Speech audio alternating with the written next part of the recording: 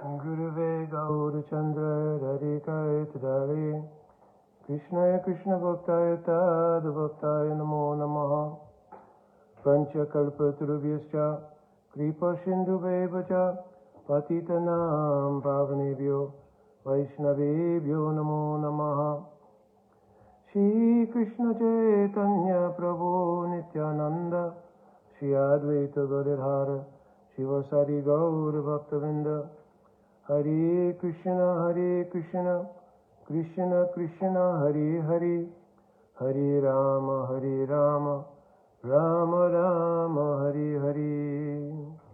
Dandavat Pranam devotees. So, Dandavat Sadhana Siddha Prabhu.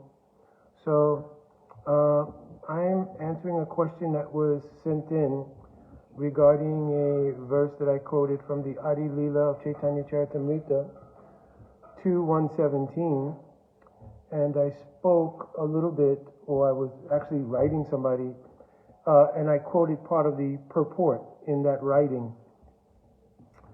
And they had some questions about it and wanted me to speak on it, and they wanted me to do it on the video so that they could share it with their particular Sangha group. So the verse in question is siddhanta bayuluchittana karolas yahoite Krishna rage shudridda manas. So in this verse, Srila Krishnadas Kaviraj Goswami is mentioning that if anyone is seriously taking up the practice of bhakti, you cannot be neglectful in discussions regarding siddhanta. Even if those discussions have the quality of being somewhat controversial, still Shri Krishna himself is pleased by the discussion. That is because if you're discussing anything regarding Krishna Tattva, certainly you'll have to discuss Shri Krishna. So in that way, Krishna is happy to see the devotees engaged in conversation about Krishna Tattva, Krishna Rasa, Krishna's devotees, Krishna Leela, etc., even if that discussion is based in originally a controversy. So one thing is that any time that we speak about any kind of tattva siddhant, then we have to recognize that realization that we're speaking from. And actually, let me rephrase that. What we are speaking from is our understanding. It will depend on the adhikarva devotee as to how much of that understanding has translated into actual realization versus how much is understanding in pursuit of realization. So, many times, I've heard devotees say, well, I accept this particular angle of vision on a particular tattva or siddhanta because this is what Srila Prabhupada taught, right? So, one of the problems that arise there is that there are thousands of Srila Prabhupada disciples and millions of Srila Prabhupada followers. So to say that I accept something because this is what Srila Prabhupada taught indicates that what you've understood of the teaching is actually the sum and substance of what was taught. So that sort of shuts the door to, again, thousands of other disciples and millions of followers who may have gleaned a different understanding of what Srila Prabhupada's teachings were on that particular subject matter. So in order to put ourselves in the proper position of humility, we can say, this is what I've understood from this teaching of Srila Prabhupada. That way we avail ourselves to dialogue using the process that Srila Prabhupada gave us for dialogue to find a siddhanta conclusion, which is Guru, Sadhu, and Sastra. In that regard, there was a conversation that took place. I'm going to paraphrase the conversation, then I'll read directly from Srila Prabhupada's purport, which has a bearing on that particular conversation. Many times in his purports, Srila Prabhupada would address social issues in the society at large, but many times he would address direct situations that were occurring within the institution or within the society of Krishna consciousness that either had arisen due to a misunderstanding, had arisen due to some facts being not understood properly. And Srila Prabhupada would, in his purport, correct that misunderstanding so that in perpetuity, devotees would be able to go and read those purports and have the proper conclusions. So I think it was in 1975 that there was a conversation regarding the study of the books of the previous acharyas. And in that conversation, I won't mention the devotees' names, I never do, they were on a morning walk with Srila Prabhupada, and apparently the devotee mentioned that someone had mentioned to them that they should not read the books of the previous acharyas, but they should only study Srila Prabhupada's books. So Srila Prabhupada replied, I did not say that. And then Srila Prabhupada went on to say, this is a misunderstanding. We should read the books of the previous acharyas. And the devotee said, oh, Prabhupada, we should? Srila Prabhupada said, yes. And then the devotee said, well, perhaps it was because devotees thought that if we read the books of other acharyas, we may misunderstand what it is you're teaching. And Srila Prabhupada was saying, no, this is a misunderstanding. So I paraphrased that conversation, but I know it took place in 1975. And in 1975, I was living in New Dwarka when there was the marathon, I think, for the production of Chaitanya Charitamrita. I am not sure and can't testify to what volumes of Chaitanya Charitamrita had already come out, but certainly in this Adi Leela, Srila Prabhupada addresses that topic. So I'm in the purport, near the bottom of the purport, and Srila Prabhupada mentions this statement. Now, also, we know that sometimes in written language, you don't always carry the full emotional content that's being expressed in written language. Just like when somebody's saying something online, sometimes to give emphasis or to express anger or something else, they'll write something in all caps. So here, Srila Prabhupada's wording is indicative of, I would say, his displeasure with the idea that this sort of misunderstanding arose regarding studying the books of the previous acharyas, and I'll get into the depth of why that was such a serious thing afterwards. But Srila Prabhupada begins his discussion on this. False devotees may think that simply by shedding tears will lead one to transcendental plane.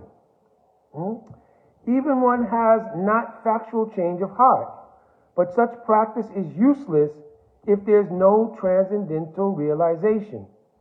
So Srila Prabhupada first addresses a sentiment that had become pretty prominent, I know, at certain periods of time in the institution. And one of those was that those devotees who did endeavor to study more deeply, one, the books of Srila Prabhupada, and certainly the books of the previous acharyas, became sort of labeled as gyanis.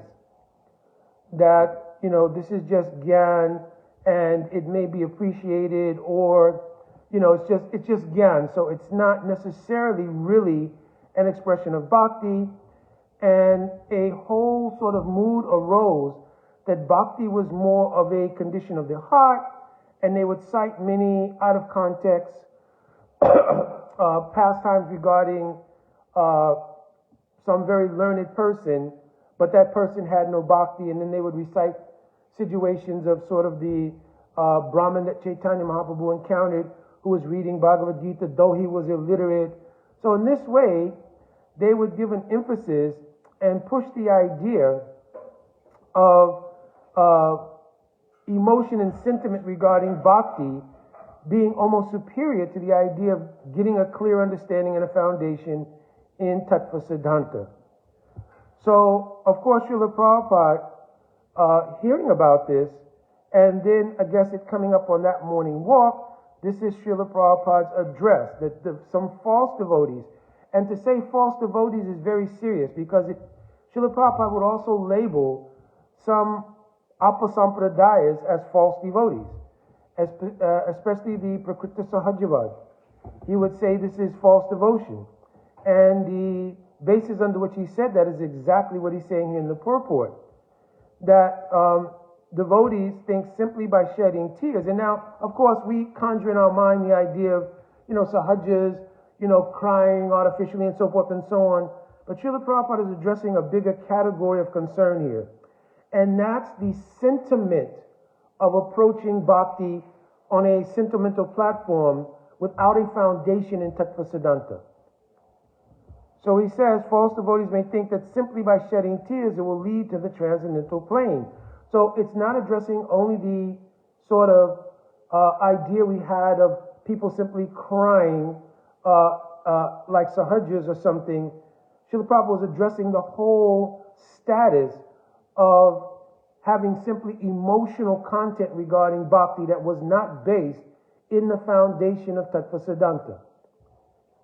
Even if one has not had factual change of heart, it means realization has not taken place. So these tears are not born from the internal realizations of a particular mood which would give expression to crying, like asta sattvifikar, etc., but simply were based in material sentiment, especially born from the mode of goodness, which I'll talk about shortly. False devotees, I already read that part. False devotees lacking the conclusion of transcendental knowledge think that by artificially doing this, it will deliver them. Similarly, other false devotees think that studying the books of the previous acharyas is unadvisable. So Srila Prabhupada first of all addresses the phenomenon which has given birth to this idea that we really don't need to study the books of the previous acharyas, though Srila Prabhupada, beginning even in the first canto of Srimad Bhagavatam, very first verse of Srimad Bhagavatam, in the purport, says that if one wants to understand the psychology regarding Sringara Rasa, then one should see the commentary of Srila Vishwanath Chakravarti Thakur. This commentary is called Sa'artha Darshini. It is Sri Vishwanath Chakravarti Thakur on Srimad Bhagavatam. And Srila Prabhupada is saying, if you want to understand, especially the meaning in the first verse of Srimad Bhagavatam, Janmadhyasya Yataha, this Janmadhyasya Yataha, Vishwanath Chakravarti Thakur also explains, means Janma Adirasa, which refers to Sringara Rasa, or the original love between Radha and Krishna. And he expounds on that in his commentary. Srila Prabhupada says one should see that commentary to get a deeper understanding. So not later on, not at a certain period, but right from the beginning of Srila Prabhupada's exposing us to his writings on Srimad Bhagavatam, he gives recommendation to the study of books of the previous acharyas. So then he says, like they believe it is like studying dry empiric philosophies, and that gave birth to the idea that those who are doing that sort of study, those who are becoming more steeped in siddhanta, those who are becoming more steeped in the writings of our Guru Vargas, especially our Goswami Varga, that they have become like Gyanis. And that's okay. You can do that, but real bhakti is a thing of the heart. Right? So Srila Prabhupada is completely putting to bed that idea because it is extremely dangerous, and it, in fact, will give rise to Prakriti Sahajavad. If you try to understand, especially the deeper Leelas of Krishna, and you do not have a deep foundation in Tattva Siddhanta, your only reference for understanding those Leelas will come from your Prakriti experience. Prakriti experience means your material experience. But it's mentioned in Chaitanya Charitamrita. Aprakrita gochara, aprakrita vastu, na prakrita gochara. You cannot approach aprakrit things, means transcendental things, from the material platform. Like in the verse, Atashi Krishna namani nabhavat grayam indriya. From your material sensory perception, whether gross or subtle, you cannot approach the transcendental realm. But when sevan mukhi hi jiva do swameva spuratyada, when you begin the process of bhakti in earnest, and that revelation descends to you, then spurti will come in the heart. When spurti comes in the heart, it gives rise to realization based on tattva siddhanta. So Srila Prabhupada is in a very heavy way here, putting to bed the idea that studying the books of the previous acharya is just like Gyan. Actually, in the verse of Rupa Goswami that describes pure devotion, he describes three types of gyan. Because the verse is Anya Abhilasita Sunyam, Jnana Karma Adi Anavritam. So those things which cover bhakti, whether due to karma or gyan, they are not favorable to pure bhakti. But then he goes into detail what is meant by gyan. So he says there are three types of gyan. Tam Parartha Gyan, Tat Padartha Gyan, and Jiva Aikya Brahma Gyan. So Tat Padartha Gyan means knowledge of Bhagavan. Based in Tattva Siddhanta. What is the knowledge of Bhagavan? Tvam Padartha Gyan means knowledge of yourself and your relation to Bhagavan. That knowledge is indispensable in obtaining pure bhakti. Then he addresses Jiva Aikya Brahma Gyan. Now this is very interesting because there it mentions that knowledge which seeks to create, Aikya means oneness between the Jiva and Bhagavan. The common thought of this is for those who are seeking out Brahma Sayuja, or merging into Brahman, trying to become one with Bhagavan. But the meaning here is much deeper than that. Bhagavan has the qualities of being Karna, Karta, and Bhokta. Karna means the cause of everything. Karta means the person who does everything literally. And Bhokta means Bhokta Jagaram Tapasam. That person who's the entitled enjoyer of everything. Bhoktaram Jagya Tapasam. Who's the entitled enjoyer of everything. That position belongs to Bhagavan. But when the Jiva believes that they are the Karana, Karata, and Bhokta, and they have that Abhiman due to Ahamkara, this in fact is the attempt to become Aikya with Bhagavan.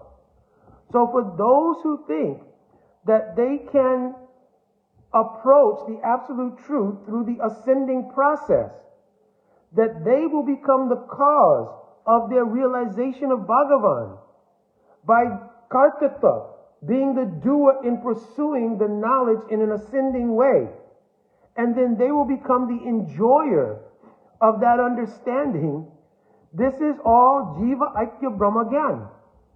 It not only refers to Mokshavaris, or those who want Sayuja Mukta, it also refers to those who within the material arena want to experience being in the position of being the cause, doer, and enjoyer of activities.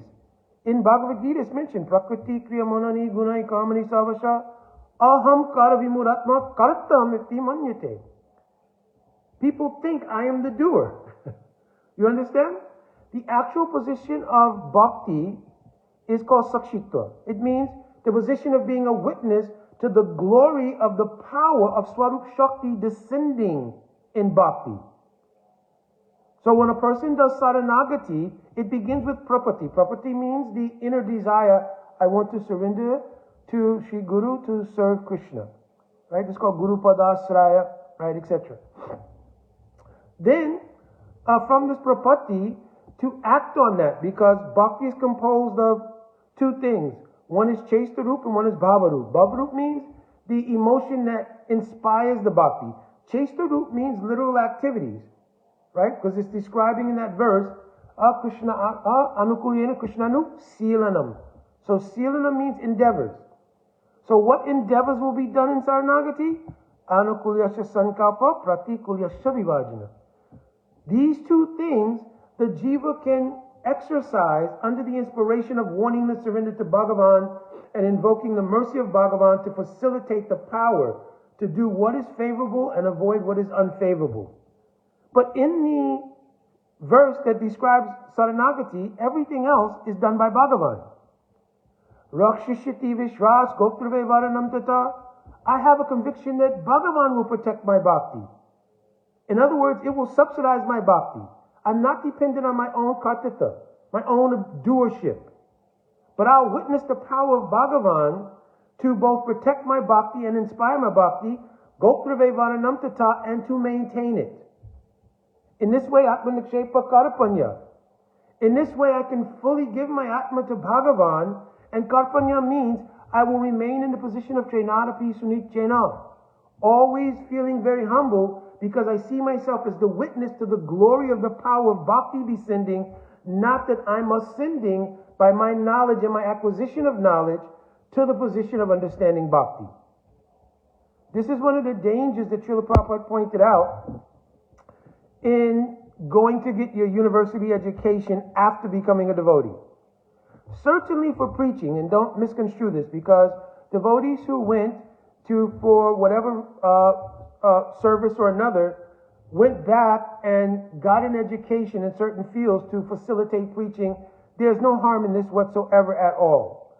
But if you come out of that situation with an abhiman, that now I have studied Sanskrit language, Vaishnava history, even the theses of the Goswamis, and now I am the repository of a kind of kartatva to serve Bhagavan based on the upadi of being Dr. So-and-so, or having gone to this institution, that institution. It actually is a detraction from the purity of the realizations gleaned or to be gleaned from the teachings of our Goswami Varga. Because remember, Atashi Krishna Namani Navavad Grayamindriya. So if you have the Sato, Grayamindriya means your subtle senses as well, mind, intelligence, and egoism. If those things are still prominent in your bhakti portfolio, for lack of a better word, then you cannot fully digest, because you will not be in a position of sakshita as a witness to the glory of bhakti, but you'll be in the position of jiva aikya brahmagyan. You'll be in the place where I'm one by my ability, my power that was bestowed upon me by the degree and by the information I got in university. I have the power to ascend in understanding of what is bhakti tattva. Rather than understanding that descent of the Shakti is coming from the Kripa Shakti of our Guru Vargas. You understand? The example, Satam Prasangamam Aveyasam Vido Bhavanti Rit Karina Rasnaya Kata. That actually, when the sadhu speaks, Satam, when they speak, there has to be prasanga, prakristanga. Prasanga here means when the person is in the actual position of saranagati and they're the srota or hearer, and the sadhu is actually in the position of having some genuine realization of bhakti, then in that association, mama virya, the Swarup Shakti becomes present in the narration of the activities and leelas of Krishna. So in that samvad, that's why it's called a samvad. Samvad means a complete realized expression. And because it's a complete realized expression, bhavanti rit, it immediately goes to the heart and illuminates the heart. This is also called spotvad. Spot means that it does not have to be processed by the material ear and then goes to the material intellectual facility and gets processed, and then it enters into the portal of acceptance or rejection by the mind. That filter is bypassed by the Shabda Brahman, the potency of Sarup Shakti inherent in the sound vibration, and it goes straight to the Atma. Right? And Bhavanti Rit, it illuminates the Atma with realization. Then it becomes pleasing to the ear and the mind, etc. And it has a powerful function. Tad Josat Asu Appavagavatmani. It immediately frees one from the material conceptions of life. This Appavaga means in Sanskrit there's Vargas. Pavaga, Tavarga, etc. So the Pavaga indicates material life. Parisram, Fena, bondage, fear, and death. Right? So these are the things that are in that Pavaga. Pa, pa, ba, ba, ma. You understand? So the Pavaga is removed by the influence of the illumination coming in the heart. What happens then? Shraddha, real faith develops.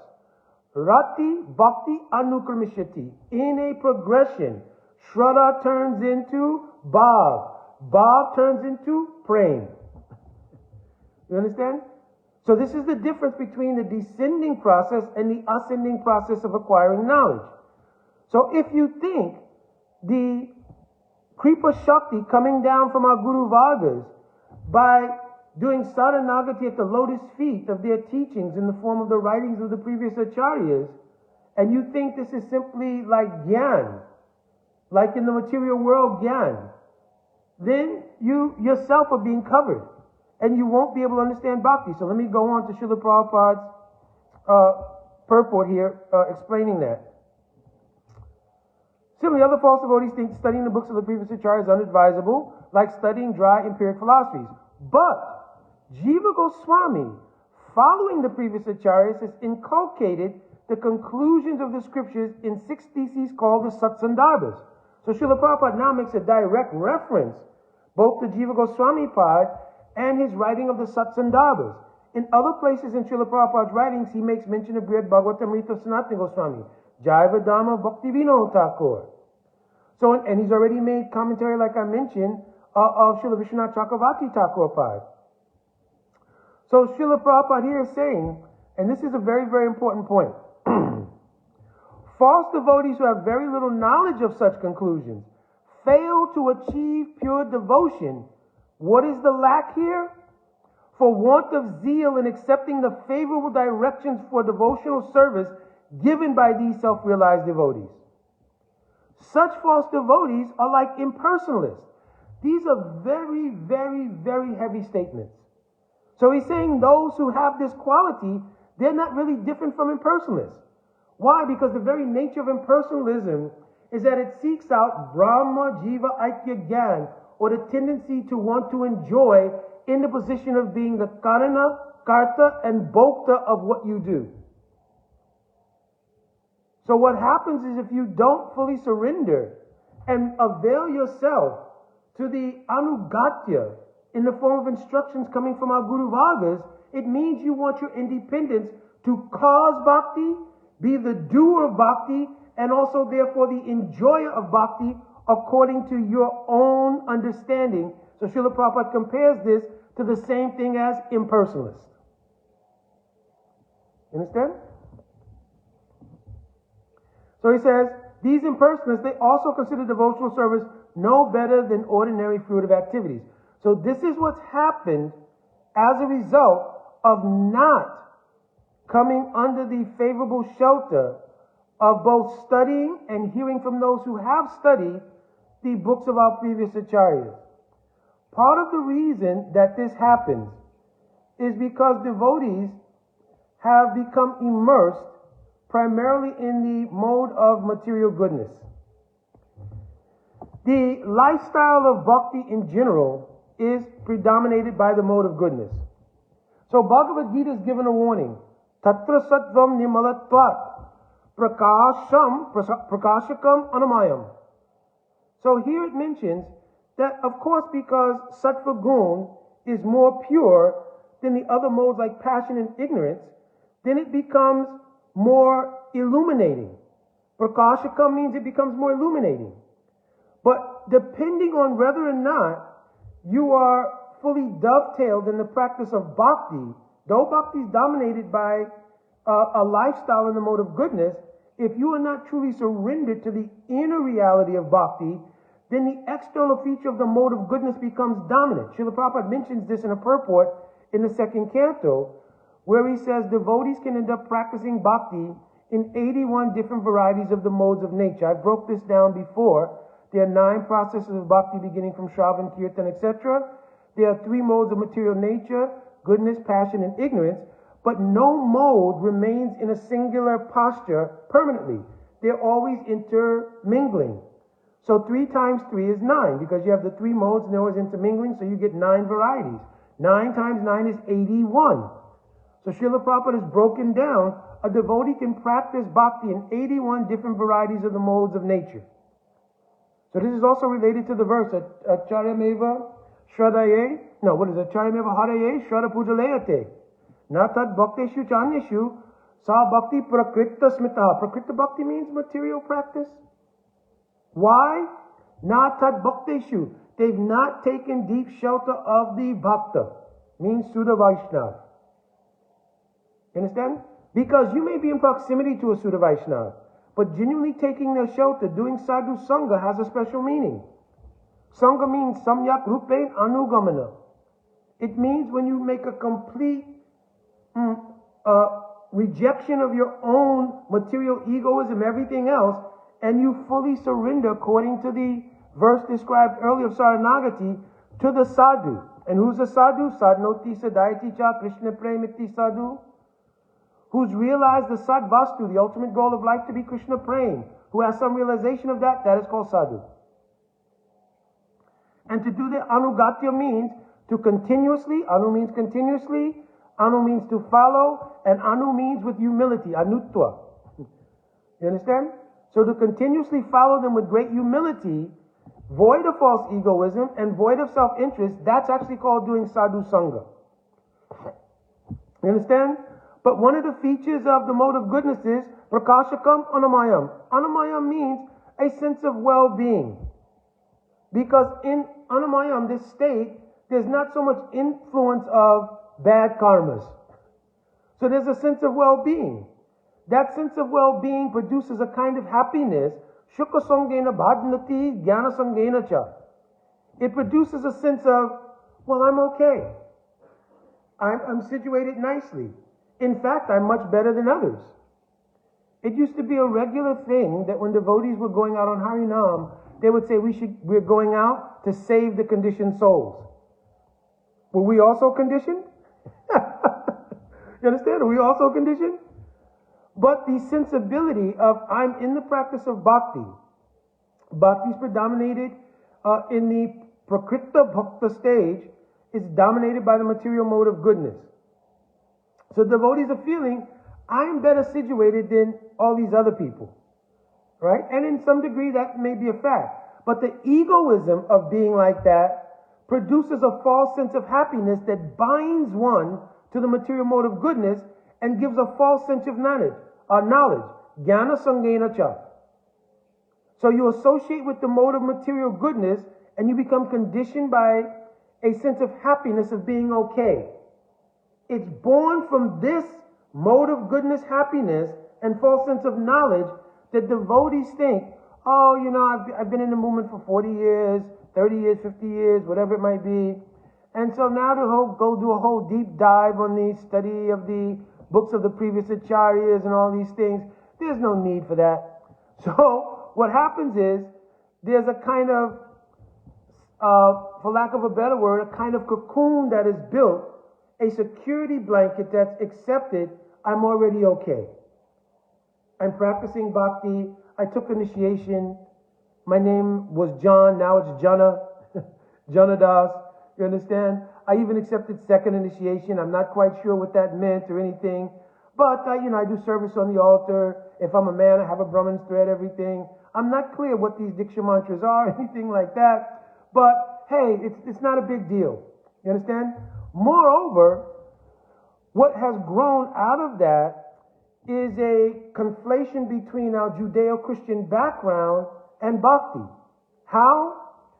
Srila Prabhupada has been cast into a version of a Jesus Christ figure. Because Srila Prabhupada many times, out of his unlimited compassion and mercy, would say, I will personally take you back to Godhead. Sometimes even in this life. You understand? So that has become a siddhanta. So rather than it being an inspiration from the acharya, it's turning into a conflation between our Judeo-Christian background and Srila Prabhupada's statement on that regard. And it's become, oh well, however you are in bhakti, at the time when you die, you'll go back to be with Srila Prabhupada. Where is Srila Prabhupada? When he enters Nitya Leela, he enters into his eternal Swarup in Braj or in Mahaprabhu's Leela. So that means everybody who passes away who had any kind of affiliation with Srila Prabhupada and any kind of status of realization in bhakti is automatically going back to Golok Vrindavan or to the Leela of Mahaprabhu? Is that a siddhanta that's written in our sastras? So what happens is that then the devotee doesn't feel a need to go deeper into the practice of bhakti. Therefore, there's no need to do a deeper level of surrender. You understand? And what happens is one holds on to karana, karta, and bhoktata bhav. Because in the mode of material goodness, it's still in the material modes, which means false egoism is still at play.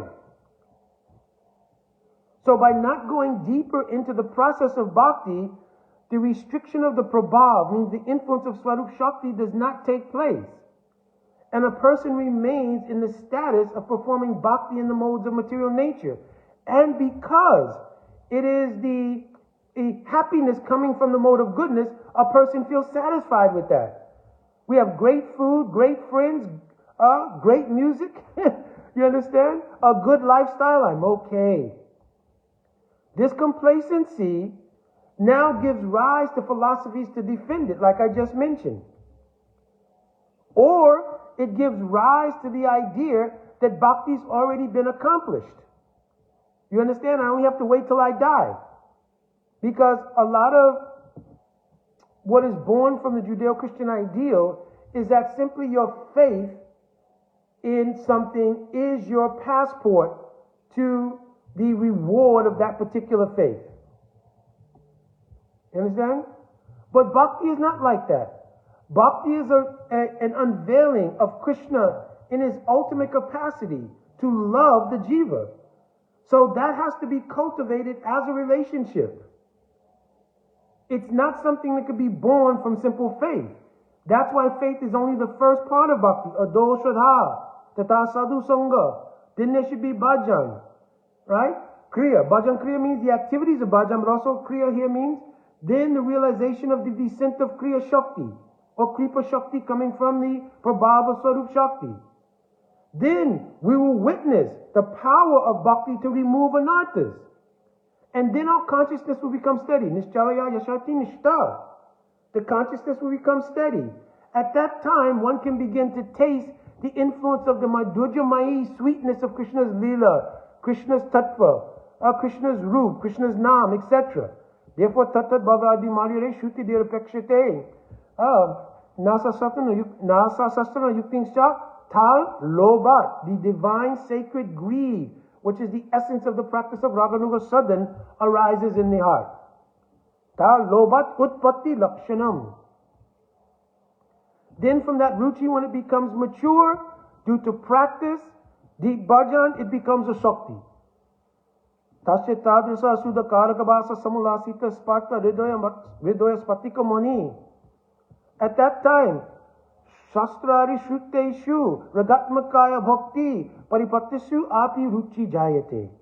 Mature ruchi arises. This mature ruchi, that ruchi is the very taste in a particular mode of service that you have towards Bhagavan, and a bas of the actual substance of Sarup Shakti descends on the chitta, revealing the intensity of the desire to express that savor in a particular form called your Siddha Deha. Then by the mercy of Sri Radhika, what is this? Sura Sattva Viseshatma Prem Suyangsa Samyabha. Ruchi bis Chittamasmya. That very Ruchi, now imbued actually with Sarup Shakti, Ruchi bis Chittamasmya. It melts away false egoism and any vestiges of material dealing whatsoever at all. And Aviyabhuya Manovrito Vajayate Tatsarupatam Swayam Prakasha Rupopi Bhashamana Prakashavat. It illumines the entire chitta and takes over the functions of your chitta, and the Swarup Shakti guides the activities of the jiva. So we were not the doer in material life, and we're not the doer in spiritual life. But Bhagavan himself awards, Jiva Goswami says in Paramatma Sandarbha, a independence now to do Kartita Bhav, because it's under complete guidance of Swarup Shakti, which means it's only guided towards the happiness of Krishna. So now there's a Kartita Bhav which is given by the Swarup Shakti to give you the ability to please Krishna. You understand? So these points that I brought up regarding, one, the results of not establishing a firm foundation in Tattva Siddhanta. To believe it is like Gyan. And in this way, it actually, also, one other thing happens here. There's inherently some aparad in that idea. Why? Because the revelations of Bhakti are coming from Samvit Shakti. Samvit Shakti is actually a direct feature of Radhika. You understand? Because it's mentioned there, Ladini Sara Prem. Ladini is another feature of the Sarup Shakti. Ladini Sara Prem, Prem Sara Bhav. Bhav Paramakastana Mahabhav. Mahabhav Sarupini, Shri Radha Thakarani. So the Sarup Shakti is actually a descent of the Mool Shakti Tattva Srimati Radhika. You understand? So if you offend the prabhav of the Samvit Vritti of Swarup Shakti, which gives revelation of the actual reality of the teachings of our Acharyas and our Srila Prabhupada, then how is it possible for you to actually then get the revelation in your heart? So bhakti remains at that point on the material platform. And therefore you'll see it's a phenomenon that many devotees have not really a clear idea of Sambandha Gyan. Even though practicing, the word in Sanskrit for practice is abhideya, but the word comes from abhida. Abhida means to define something. The practice defines a Sambandha. So you cannot sing Guru Ashtakam for 50 years, you cannot sing Tulsi Stuti for 50 years and not have a sense of Sambandha Gyan. Who am I? Because if you're not practicing on the basis of being the Das of Krishna, you must be practicing from the basis of being John who became Janadas, which is still a material designation. That's why Srila Prabhupada said it is still at that point Prakriti Bhakti, means material bhakti, because it is not entered into a platform where the material influence has been subdued in favor of the... When you take Harinam, you're given a name of Krishna and your actual identity, Das or Dasi. Then the practice informs you what kind of Das I am. Dasatva is the constitutional thing. Tivera Supoya Krishna Nitya Das. What kind of Das am I?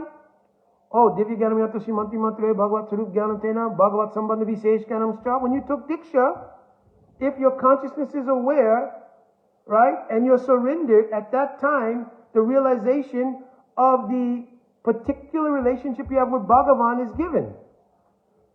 And it's meant for you to practice, which is why Rupa Goswami, when he was describing picking up the practice of bhakti, the first angas are Guru Pad Asraya, Tashmat Krishna Dikshari, Shiksha, Visrambena Guru Seva. Try to understand this progression.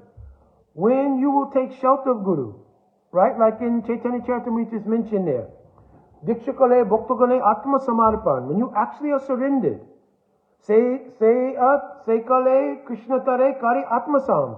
At that time, through Swarup Shakti, Krishna makes you one with the Swarup Shakti. If we don't have that experience, it means we're not in the position of being Saranagat. You understand? So, because when you're Saranagat at the time of Diksha, then the revelation, you become one. So here, the idea is that even if your surrender is in process, still when you receive your Diksha mantras, the understanding of your identity is being given. And at that time, when you practice under that aspirational desire, it is called a Seva Abhishta, then gradually that is what is unfolding and will become your Siddha. Sadhana Bhavive Jaha Siddha Deha Paive Taha. In Prem Bhakta Chandrika it's written, what you're practicing now will become your Siddha. Understand? So we have to understand these things, and the only way to understand them is by studying the books of Srila Prabhupada deeply and following his instructions to study the books of the previous acharyas. And what sometimes happens also is that a person takes their understanding of Srila Prabhupada's teachings and shuts the door to dialogue. And when you do that, it closes off the ability to do what's mentioned in the verse we quoted, siddhanta bhayala chitta na karulas. We become lazy in the pursuit of siddhant. I have never ever closed the door to dialogue on Krishna Tattva or anything, because whomever I'm dialoguing with, they will say something that may give a deeper understanding of my perspectives in bhakti. So I will never close that door. Either it will happen from the positive side or the negative side. If they will say something apasiddhantic, then the conviction of my siddhanta will manifest. If they will say something I have not previously understood, oh, then my siddhanta will become stronger, which means my ability to build the palace of Ras on that foundation will become stronger. You understand? So I wanted to bring up these points. One, of course, the devotee, he asked to have this done on video so he could share it based on that verse, Adi Lila 2:117, and of course Srila Prabhupada's purport, especially near the end part of the purport, where Srila Prabhupada expresses great concern to the point where he says it'll be false devotion if you do not follow these guidelines. And again, I made the connection that in 1975, this conversation took place on a morning walk, and it must have been some prevalence of this idea in the society. Just like another point, Srila Prabhupada had mentioned, many times, sort of ontological statements or narrative statements regarding the fall of the jiva. But when Srila Prabhupada saw that there was a opposidantic understanding being developed around it, both in the third canto and in the seventh canto, he makes the statements that unless there's something to be done on behalf of the Lord, it is a fact that no one falls from Vaikuntha. So this was a way of addressing that misunderstanding clearly. So in this way, even if you have the misunderstanding that we fall from the spiritual world, you have to take pause by hearing the statement of Srila Prabhupada saying, no, we do not. So now at least we'll put you in a position, I have to have this reconciled. But if you accept your understanding as conclusive, and siddhanta baila chittana karula, you become lazy in the matter of dialogue around siddhanta, then you'll simply remain with the corrupted understanding. You understand? And even it got to the point where it was ecclesiastically established like that. But now if you poll 90% of the leadership, no one will say that that's the fact. You understand? Of course, it's a subject matter that's delicate, so it's avoided in most cases. But I'm pointing it out only to bring to light these facts regarding Srila Prabhupada's insistence that we not become in the mood of false devotion where we somehow or another believe that the study of the books of the previous acharyas and even a deep dive into Srila Prabhupada's books directly is somehow concomitant with dry empiric philosophical study like in the material world. These are actually the revelations, the bhavs. Srila Prabhupada said his purports were his own ecstasies. So we should not hear them as information content or data. They have to be heard as the influence coming from Swarup Shakti. Then they will cause an enlightenment in the heart and reveal in incremental stages your Swarup, the Swarup of Krishna, the Swarup of Krishna's Dham. It will happen in a kram. Nam, Rup, Gun, Parika, Seva, Leela. Jiva Goswami's pointed this out, Kram, Sopan, Nritya. It'll happen in a progressive form. Understand? So I think I will end here. I do have some other services to do. But hopefully, Prabhuji, this was helpful for you and for your group. And though I'm speaking some things which may appear to be pinching a little bit, I don't mean it in that way at all. Anytime I've spoken anything, it's always with the greatest love and affection and admiration for anyone who's taken to the path of bhakti. You understand? So please understand the strength of speaking is also to try to give expression to what Srila Prabhupada's written in the purport that I read. All right, my Dandavat Pranam. So many devotees I see around. I'm offering my Dandavat Pranam to all devotees, Nanda Prabhu, Jiva Pavan Prabhu, other devotees, Sadhana Siddha Prabhu, I already mentioned earlier. So, and also devotees, please, if you can, you should spread it. Not particularly this video. I mean, what has been said, you should also preach like this and point these things out in Srila Prabhupada's writings, right? Not in such a way to disturb people, but just as a matter of setting the base, setting the foundation for the importance of really, really doing good service to Srila Prabhupada by taking heed to his words. All right, my Dandavat Pranam devotees, Vancha Kalpatarubhischa, Kripa Shindavevacha, Patitanam Pavanebhyo, Vaishnavebhyo, Namo Namaha. Jai Radhe Radhe.